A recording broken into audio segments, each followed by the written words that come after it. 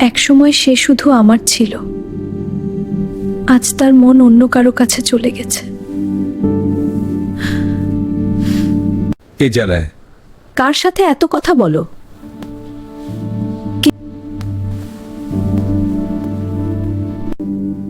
কেন যেন মনে হচ্ছে কিছু একটা বদলে গেছে। সে আর আগের মতো নেই।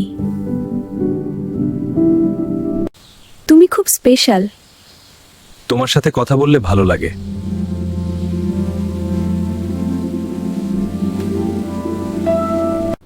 সত্যি বলো, তুমি কি অন্য কারোর সাথে জড়িয়েছো? অকারণে সন্দেহ করো না। তোমার সমস্যা তুমি বুঝো। আমি তো শুধু তোমাকে ভালোবাসি। এটাই কি আমার অপরাধ? আমি কি তার কাছে আর স্পেশাল না? আমার জায়গাটাকে নিয়ে নাও।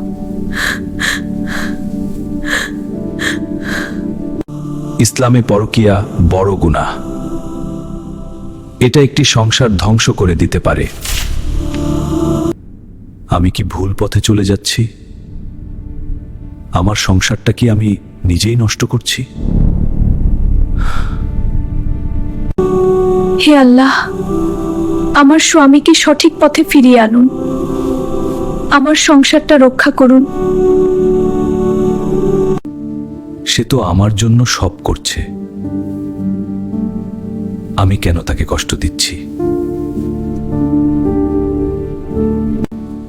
আমি ভুল করেছি, আমাকে ক্ষমা করে দাও।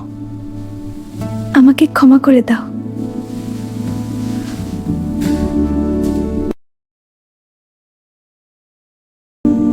ভুল সবাই করে,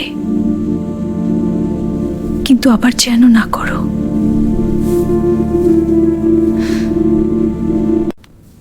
আমি সব ভুল সম্পর্ক শেষ করে দিলাম। এখন আমি শুধু আমার পরিবার চাই। ভালোবাসা আবার ফিরে আসতে পারে, যদি সত্যি অনুশোচনা থাকে। পরকীয়া শুধু পাপই না, এটা একটা সুন্দর সংসার ধ্বংস করে দেয়।